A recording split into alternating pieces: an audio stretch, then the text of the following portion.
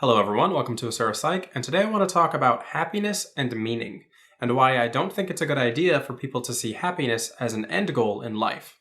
Let's get into it.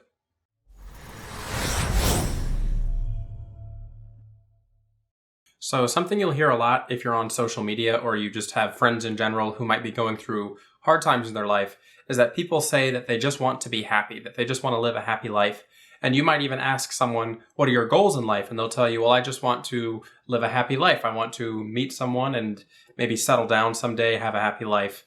And that is their end goal. And they don't really have details on what they want to do with their life. And that's fine. It's okay to not know what you want to do with your life.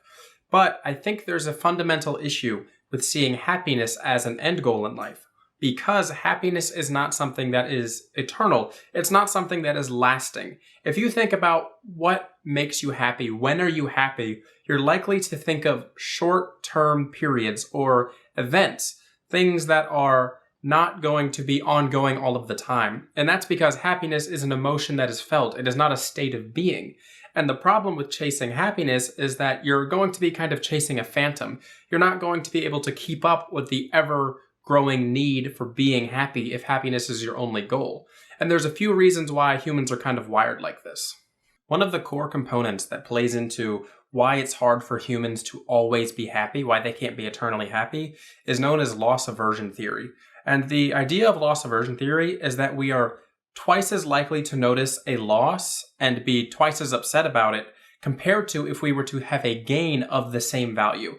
So take, for example, you were to bet $100 and you were to win that bet and gain $100. That would feel good. You would feel good, but you would feel twice as bad emotionally if you lost that bet and lost the $100 as you would feel compared to winning the $100. And this is because by nature, humans notice losses more than we do gains. We are more attuned to the bad things in life because this is a survival mechanic that humans have. We need to be able to be aware of the things that are going to take from us because we want to make sure we're going to be staying in the positive overall. So let's look at this in terms of something like a romantic relationship. If you're in a romantic relationship with somebody, you could be having a good few weeks, months, or even years. But when you have an argument with somebody, you're going to notice the negative side of the relationship or the negative implications of that argument more so than you're going to notice the good things in the relationship or all of the good times that you had between negative moments such as arguments. And this is because humans are more aware of negative things so that we can prevent ourselves from being further unhappy. And that's the key factor here, is that humans aren't just aware of the bad things so we can be miserable all the time. It's that we're aware of them so that we can prevent ourselves from being further unhappy in the future.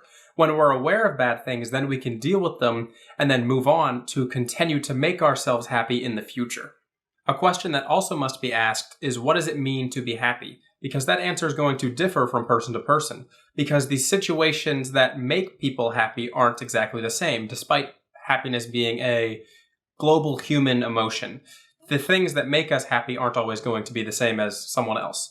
So what makes people happy? Well, you might say it's something along the lines of money, because with money you can buy all the things you need. Well, psychological and sociological studies show us that money only buys happiness up to a point. And in fact, a better way to look at it is that money doesn't buy happiness, it just prevents misery. Because if you have enough money to get by, you're just as capable as being happy as someone who's extremely rich. And there is a cutoff point for how much money makes you happy anyway. For example, studies show that after about $80,000 a year, happiness pretty much flatlines when it comes to how happy a person is. You get happier up until you get to a point of about $80,000 a year, which isn't even that outlandish by most metrics. Another large factor when it comes to happiness is status, because status can be even more important than money in certain situations. For example, if we talked about someone earlier who made $80,000 a year, but we put them in an environment where everyone around them made $500,000 a year, the person with $80,000 a year would be miserable because they are not living up to the status norms of the society around them. Therefore, they are lacking. And that is a large component of what makes people happy in certain situations when you look at it from a sociological and economic standpoint. Because status is very important to people. We like to make sure that we are maintaining the status that we want in life. We want others to perceive us how we want to be perceived. And this is, again, going to vary from person to person. But status is a subcomponent of the overarching thing that generates happiness in life, which is meaning. What is meaning? Well, meaning is what people want out of life, what generates reason for people, why they exist, what their purpose is on the planet. When a person feels as if they are fulfilling their purpose, as if they're doing something important to them, then they are generating meaning, or they are following their meaning in life. And this has been shown time and time again through various studies to be the thing that generates long-lasting happiness. For example, we might say that our goal in life is to be happy, but the thing that generates happiness in life for someone is their meaning through things like families, relationships, jobs. It can be anything. Whatever generates meaning for a person is what generates happiness. So take a woman who decides that she wants to settle down and raise a family. She is going to be happy if she settles down and raises a family because she maybe has a child, and that child is her meaning. She is finding meaning through having and raising a child.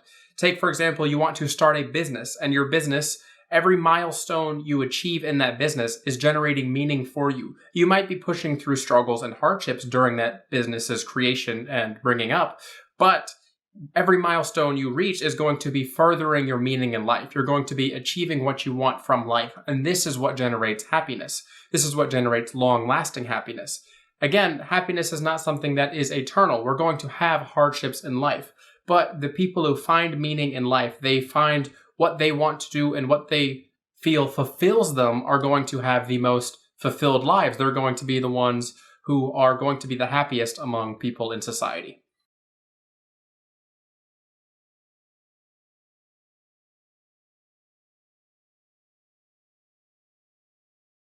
If you study Jung at all, you're likely to know that he is actually a large proponent of the idea that meaning is one of the most important things in life, and that you're going to be more happy if you find meaning. And the quote that I just showed on screen is a great example of that. When people tend to be eternally searching after things that aren't related to their inner meaning, such as status or wealth, then they can never have enough. They always just want the next step. They're not doing it for any meaningful reason. They're not doing it for their own purpose. They're doing it because they want to achieve some sort of goal that is imaginary, really. It's not something that can ever really be achieved, because once you reach that level, then there's always a next level. So you have to decide for yourself, why am I doing this? What is my meaning here? Why am I doing this specific thing? And then you're going to be able to go through and do those things without having to set imaginary goals for yourself. You're not going to have to set heights that are unrealistic, is what it is.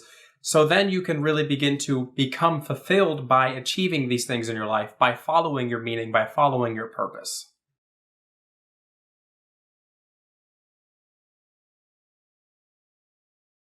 I think that this quote by Jung is really interesting because it shows what happened to people who lose their meaning in life. People who had meaning and then lose it. These people tend to be the most neurotic. They tend to be the most upset. They tend to be the most unhappy. And that's because once all meaning is lost, then they don't know what to do with their lives. So people who lose their meaning in life tend to be the most unhappy because they don't have that thing to pursue anymore. They don't have anything to dedicate themselves to anymore. Therefore, they're unable to generate the long-lasting happiness that is brought upon by meaning. So how does one begin to find meaning in their life? How does one start moving towards a life that is going to be fulfilling and meaningful to them? And this is a hard question to answer, and there's no real right answer, because every single person is going to have their own idea of what meaning is and what is meaningful to them.